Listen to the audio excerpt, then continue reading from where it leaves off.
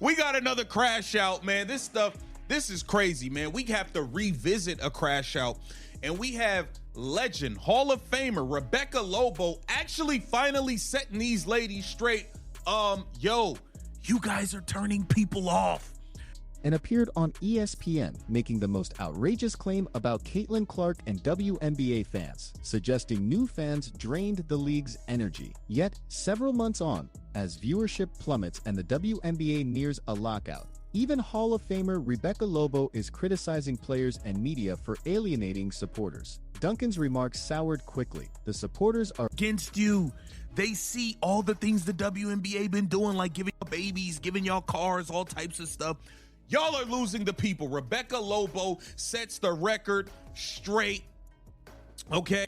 Think media personalities like Elle Duncan, Caitlin Clark and her fans an apology for how they spoke of them last season. Share your thoughts below. We must discuss one of the most shameful media moments from last WNBA season and how it has returned to utterly ruin the standing of all involved. Elle Duncan on ESPN made remarks regarding Caitlin Clark and fresh WNBA fans that were so absurd, so unaware, that even today, months later, folks still mention how incorrect she was. Let's establish the context. This occurred during peak Caitlin Clark craze last season when the WNBA was receiving more notice than it had gotten in its full existence. Matches were selling out. Television viewership was through the roof. Large networks were devoting ample time to reporting on women's basketball. It was all the league had been pleading for decades, and Elle Duncan chose that perfect moment to go on ESPN and claim that fresh fans were draining the life from the WNBA. Not giving it life, not invigorating it, not rescuing it from obscurity, draining the life from it. Those were her precise statements. The truth. You are right. You are right, new fans. There has never been more viewership because of Caitlin Clark. There's never been more attention. They're doing about Caitlin Clark. They never did that before.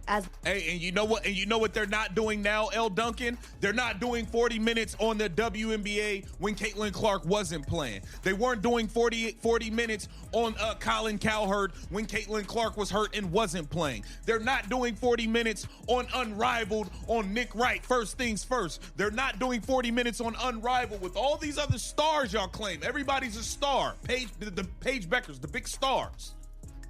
Why ain't First Take talking about him? Why ain't nobody talking about him? Consider how utterly ludicrous that remark sounds. For over 2 decades, the WNBA had struggled for both viewers and interest. Matches received little coverage on nationwide broadcasts. Venues remained half full. The organization bled cash annually, relying on NBA funding merely to persist. Such was the state of affairs before Caitlin Clark appeared. After Clark's draft, abruptly, all aspects underwent transformation. The Fever's contests are drawing immense audiences. Venues are completely booked wherever the Fever compete. ESPN and other channels now actively discuss WNBA matches on their programs. Product purchases are surging. The league's whole operational framework is altering due to genuine fan engagement. Yet Elle Duncan's reaction to all of this favorable expansion. Fresh followers pose the issue. New supporters are draining the vitality from the organization. That's among the most regressive, self-defeating opinions one could hold regarding their sport's expansion. However, it worsens since she wasn't unique in this feeling. An entire contingent of WNBA athletes, journalists, and veteran supporters appeared truly upset that the game gained traction. They begrudged fresh followers for unfamiliarity with the league's past. They begrudged Caitlin Clark for causing individuals to take notice. They begrudged prosperity since it didn't unfold as they wished it would. When a person challenged Duncan within that segment and highlighted that viewership had never been higher due to Caitlin Clark observing that 40-minute segments on First Take about women's basketball are now done when they hadn't been before, Duncan just waved it away. She behaved as if that focus was inherently negative or that it involved excessive obligation. Today, you actually were quoted somewhere saying this is the first time you have zero fear around the league folding, right? Which I totally know what you mean. It's like in other negotiations, there was always not like it was actually going to fold, but it was like, hey, we got to figure this out. How are we going to do this kind of a vibe? All right. So from your perspective, what should be like the high priorities for this agreement? It's been interesting to kind of see how it has all evolved. And one of the things that strikes me is like the deal that, as you read it, that the owners have on the table for the players. And, I'm not privy to all of the information, but like, it looks like a pretty amazing deal. And that, like, if the players took the deal that's on the table right now, they should feel great about it, because it's huge salaries. It is a degree of revenue sharing. It's going to allow the owners to continue to invest in the product. I mean, having a practice facility, having all the things that Sue and I, you played and I played all those years without. Like, my New York Liberty team practiced at the Brearley. Here's what she and others of her kind didn't grasp. Sports news outlets report on what viewers truly desire. First Take wasn't airing 40-minute segments about the WNBA prior to Caitlin Clark, since no one watched WNBA contests. That's not individual prejudice. That's simply commerce. Broadcasters won't allot peak airtime to programming that draws zero viewers. But when Clark arrived and suddenly WNBA games drew actual audiences, of course, the media coverage expanded. That's how things operate for literally every sport. The NFL receives more press than the CFL since more individuals view the NFL. The NBA receives more reporting than foreign basketball leagues because its viewership is larger. This isn't complex, yet Duncan and others behaved as if news extensively covering Caitlin Clark was somehow unjust to other players or harmful to the league. They sought the focus, and coverage storylines present in the WNBA prior to Clark are notably false. Duncan claimed there were different storylines. Joy existed. Talk about competition arose from what occurred on the court. Yet, here's the fact. If those narratives proved so engaging, where were the audiences? Where was the press reporting? Where were the full-capacity stadiums? The response is, they weren't present since those narratives, whatever their nature, failed to reach a wider public. That's not animosity. That's merely admitting actuality. The WNBA featured players in contests in periods pre-Caitlin Clark, yet it lacked widespread notice or monetary success. Now we jump ahead to today, and results of this adversarial stance toward fresh supporters are growing quite clear. The WNBA faces a possible lockout since players and owners can't concur on a new collective bargaining pact. Audience numbers for items like Unrivaled, the fresh 3-on-3 league, are totally plummeting.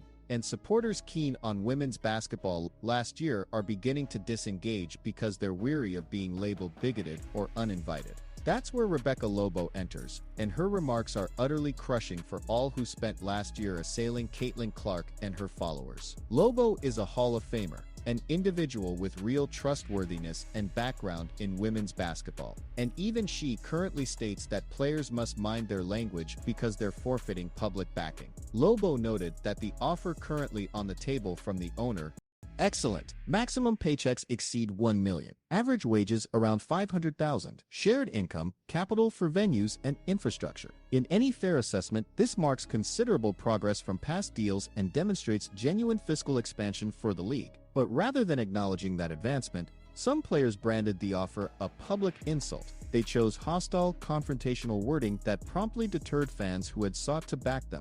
Lobo explicitly highlighted those terms, stating players must be more cautious in how they express points throughout discussions. This is crazy, man. The WNBA players are single-handedly turning each and every fan. They're just pushing fans away. There's no doubt about it. He's entirely accurate.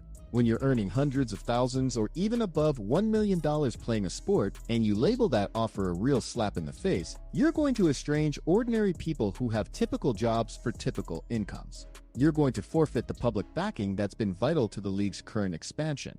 Lobo furthermore, players wore "Pay Us What You Owe Us" shirts at the All-Star game, drawing widespread initial fan backing. The audience fully stood with their cause. However, the real All-Star game turned out a catastrophe.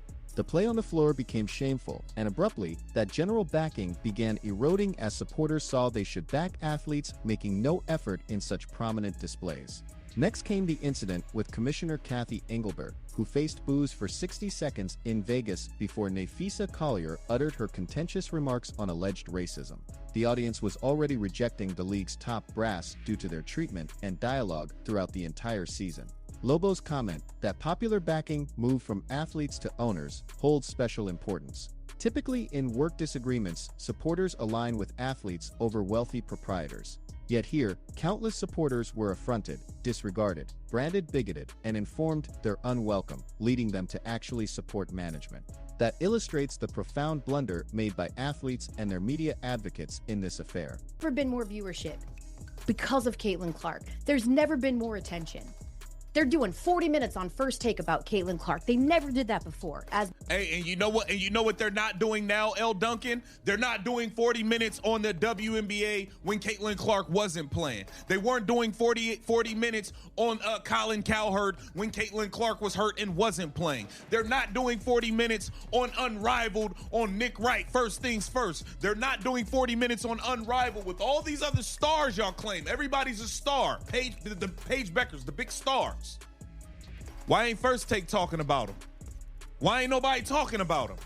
And it all links directly to the perspective Elle Duncan showed in that clip. The notion that new supporters were a hurdle rather than the answer. The bitterness toward Caitlin Clark for sparking the attention the league finally received. The antagonism toward folks who simply wish to enjoy good basketball and back women's sports. Consider the number of fans who became enthusiastic about the WNBA last season because of Caitlin Clark. They purchased tickets. They watched matches, they bought jerseys and merchandise. They were prepared to become lasting patrons of the league. And rather than embracing them, they were told they were racist. They were told they cared only about Clark since she's white. They were told their loyalty was conditional and thus worthless. Who would want to remain after being treated like that? Why would you keep backing a league where athletes and media members openly resent your presence as a supporter? You wouldn't, which is why viewership has declined and public sentiment has shifted so drastically. The Unrivaled situation perfectly demonstrates this. The circuit was meant to be a superb alternative showcasing WNBA talent during the offseason. But the ratings have been absolutely awful. Broadcasts on TNT and TRU-TV are getting like 32,000 viewers in certain slots. That's shameful for a nationally televised offering. And why are the numbers so poor? Because Caitlin Clark isn't participating, and the fans drawn to women's basketball because of her have no incentive to watch Unrivaled. The other stars that media figures like Duncan asserted were equally important and equally deserving of notice. They cannot attract an audience without Clark. That is not an insult to those athletes. It is simply reality. Star power matters in athletics, and Caitlin Clark possesses it while most other WNBA players do not. Acknowledging that does not diminish anyone else's abilities. It is merely recognizing what fuels interest and income in professional sports. Nafisa Collier stated she was showing others how to manage a business with Unrivaled. But TNT might wish to exit their agreement because no one is watching. That is not demonstrating how to operate a business.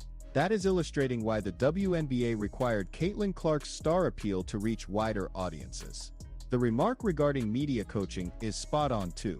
These players constantly appear before cameras and microphones uttering statements that harm their own interests. They do not grasp how to engage with fans or media in ways that foster support instead of wrecking it. And the ramifications are becoming clear now. Lobo recalled playing at Briarley Middle School on a middle school-sized court when she was with the Liberty. That is the kind of context current athletes appear to lack. The league has advanced tremendously in terms of facilities, compensation, and investment.